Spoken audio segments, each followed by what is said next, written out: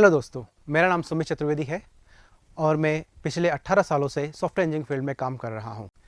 मैंने अपनी जर्नी में टॉप ग्लोबल कंपनीज के साथ काम किया है, जैसे कि Oracle, AMD, American Express and Philips. आज मैं एक सिंपल जर्नी के साथ में आया हूँ आप लोगों को डॉट नेट एक्सपर्ट बनाने।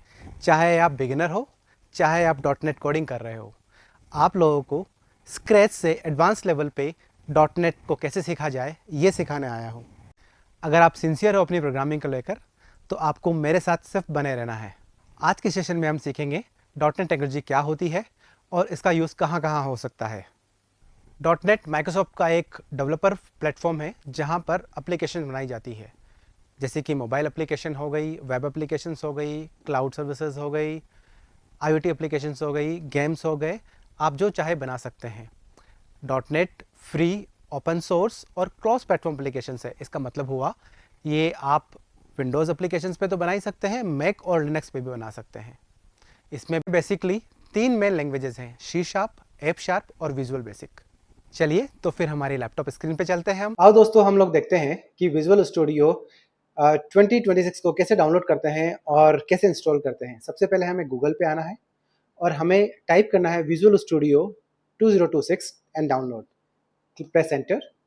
आपके पास में एक लिंक आएगा जिसमें लिखा होगा विजुअल स्टूडियो एंड VS को डाउनलोड फॉर विंडोज। आपको इस पर क्लिक करना है, जो कि ये माइक्रोसॉफ्ट का लिंक है। यहाँ पे आने पर आपको ये देखने को मिलेगा कि विजुअल स्टूडियो के 3 वर्जन है, community, professional, enterprise. Professional and enterprise ये पेड वर्जन है और कम्युनिटी एक फ्री वर्जन है, जो कि एक इनिशियल बिगिनर्स के लिए ज़रूरी है। तो हम लोग यहाँ पे फ्री डाउनलोड पे क्लिक करेंगे, क्योंकि हम लोग बहुत बेसिक अंडरस्टैंडिंग सीख रहे हैं। जब आप एक्सपर्ट बन जाओगे तब आप प्रोफेशनल और एंटरप्राइज को यूज़ कर सकते हैं। अधिकतर इंडस्ट्रीज प्रोफेशनल और एंटरप्राइज को यूज़ करती हैं। तो हम लोगों ने क्लिक किया फ्री डाउनलोड्स। जैसे ही आप डाउनलोड करोगे आपके पास में एक इंस्टॉलर इंस्टॉल हो जाएगा। मैंने ऑलरेडी डाउनलोड कर रखा है और विजुअल स्टूडियो को सेटअप कर रखा है, इसीलिए ये प्रोसेस को मैं स्किप कर रहा हूँ। आपको यहाँ आके इंस्टॉलर सर्च करना है। जब आप इंस्टॉल करोगे तो आपके पास में एक इंस्टॉलर आपको मिल जाएगा। अब जब इंस्टॉलर आपके पास में खोलेगा तो आपको कुछ ऐसी स्क्रीन मिलेगी जहां पे आपको चूज करना होगा कि आप कौन कौन से फीचर इंस्टॉल करवाना चाह रहे हैं। अभी हम लोग बहुत बेसिक सी चीज़ पढ़ने वाले हैं, इसीलिए आपको जो ऑप्शन चूज करना है वो बहुत बेसिक होगा। तो आप अगर सारे स्क्रॉल करोगे तो आपको एक सिंपल सा ऑप्शन चूज करना है, वो है ये वाला option, dot net desktop development. सिर्फ ये वाला ऑप्शन आपको चूज करना है। जैसे आप चूज करोगे इस पर एक चेकबॉक्स का निशान बन जाएगा, बाकी सारे ऑप्शन अनचेक होने चाहिए। मेरे केस में मैंने कई सारी चीज़ें इंस्टॉल कर रखी हैं, इसीलिए मैं चाहूँगा कि आप सिर्फ और सिर्फ dot net desktop development choose करेंगे। जैसे ही आप इंस्टॉल पे क्लिक करेंगे आपके पास में ये सॉफ्टवेयर इंस्टॉल हो जाएगा। ये कुछ मिनट्स लेगा आपके लिए, हो सकता है कुछ अराउंड 15 मिनट्स भी ले, depends on your internet speed. जैसे ही ये इंस्टॉल हो जाएगा आपके पास में विजुअल स्टूडियो इंस्टॉल हो जाएगा और फिर आप विजुअल स्टूडियो को यूज़ कर सकते हैं। ठीक है दोस्तों, thank you for your time. अच्छा दोस्तों, तो हम लोग स्टार्ट करते हैं सी शार्प का पहला हेलो वर्ल्ड प्रोग्राम।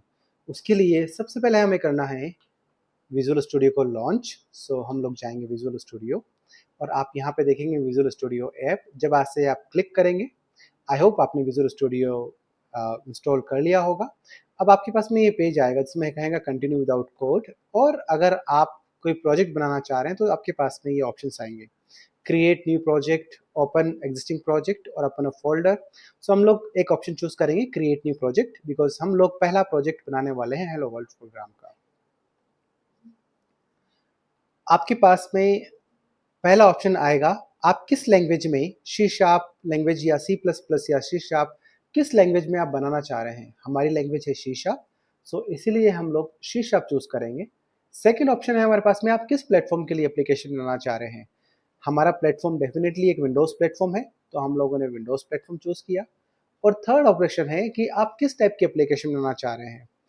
हम लोग सी शार्प बेसिक पढ़ रहे हैं, इसीलिए हमारी चॉइस होगी कंसोल। तो हम लोग यहाँ से हम आप लोग चूज कर सकते हैं कंसोल। अब आप कंसोल आने के बाद में आपके पास में दो ऑप्शन आएंगे, क्या आप डॉट नेट कोर का यूज़ करना चाहेंगे या डॉट नेट फ्रेमवर्क का। मैं चाहूँगा आप लोग .NET फ्रेमवर्क का यूज़ करें, बट जब आप रियल लाइफ प्रोजेक्ट बनाएंगे definitely the first choice will be your .NET core. So आपको हमेशा ध्यान रखना है कि जब आप सीख रहे हो तो let's go with the very simple. So हम लोग क्या करेंगे, .NET फ्रेमवर्क का हमने चूज़ किया एज ए स्टार्टिंग एप्लीकेशंस और हम लोग क्लिक करते हैं नेक्स्ट पर। यहाँ पे आप अपने प्रोग्राम का नाम लिख सकते हैं, तो मैं अपने प्रोग्राम का नाम यहाँ पे प्रोग्राम 1 लिख रहा हूँ। लोकेशन जो डिफ़ॉल्ट लोकेशन है, और एक होता है सॉल्यूशन। लेट्स डिस्कस कि सॉल्यूशन क्या होता है। हम लोग डिस्कस करेंगे सॉल्यूशन के बारे में, पर फर्स्ट हम लोग देखते हैं कि जो डिफ़ॉल्ट ऑप्शंस है वो प्रॉपर फिल हो या कि नहीं है। तो हमने प्रोजेक्ट का नाम फिल सही तरीके से किया है, लोकेशन का नाम और सॉल्यूशन का नाम एंड देन फ्रेमवर्क। हमने क्लिक किया क्रिएट पे।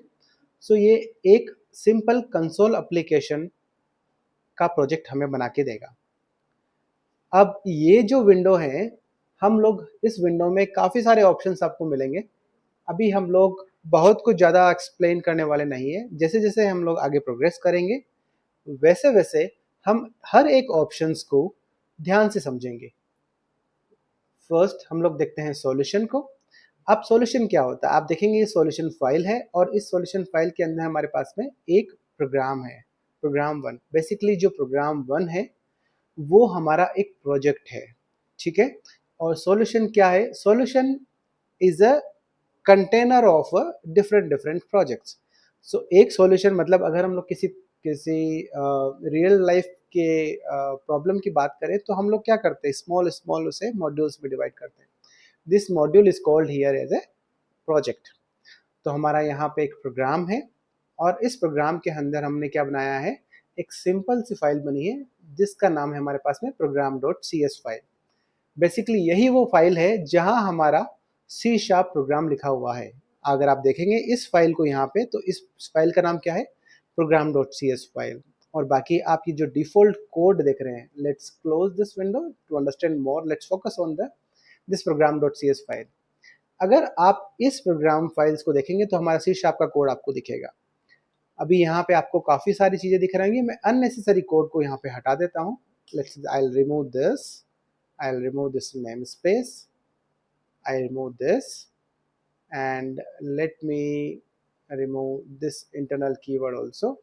So very simplistic। तो हमारे पास में एक जो चीज़ आ रही है वो सिंपल सी ये स्ट्रक्चर है। अगर आप इसको ध्यान से देखेंगे तो हमारे पास में कुछ ही लाइनें हैं जो आपको यहाँ पे देखने को मिलेगी, और ये हमें प्रोग्राम को अच्छे से समझने में मदद करेगी,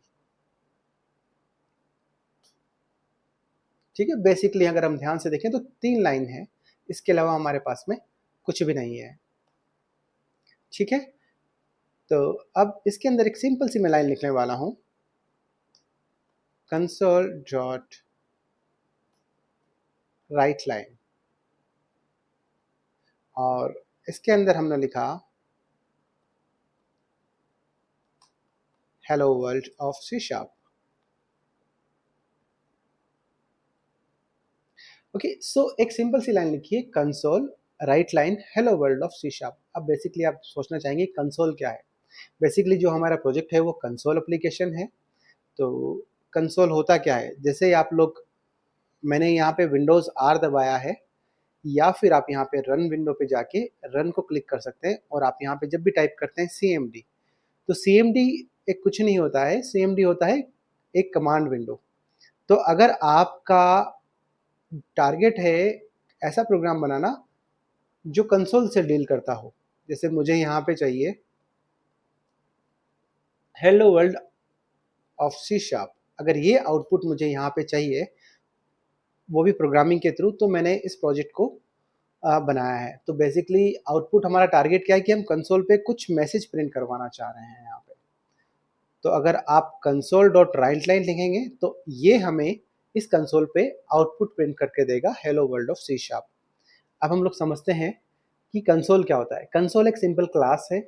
अब क्लास क्या होती है, हम लोग ये डिटेल में आगे के लेक्चर्स में पढ़ने वाले हैं कि कंसोल क्या होगी। राइट लाइन हमारा क्या है, इस कंसोल क्लास के अंदर एक फंक्शन है जो जिसका काम है हमारी कमांड विंडो में किसी भी स्ट्रिंग को प्रिंट करना।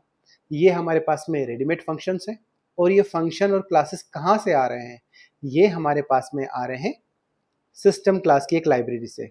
कहाँ से आ रहे हैं? सिस्टम क्लास की एक लाइब्रेरी से हमारे पास में आ रहे हैं यहाँ पे। ठीक है, अब ये लाइब्रेरी क्या होती है? सी शार्प के अंदर लाइब्रेरी को हम बोलते हैं DLL, डायनेमिक लिंक लाइब्रेरी। अब यहाँ पे जो यूजिंग सिस्टम लिखा हुआ है, इसका मतलब है कि आपने अपने नेम स्पेस को डिक्लेयर किया है। Name space is nothing but, name space को अगर हम लोग सिंपल सी सादी सी भाषा में बोलना चाहें तो ये एक फोल्डर होता है।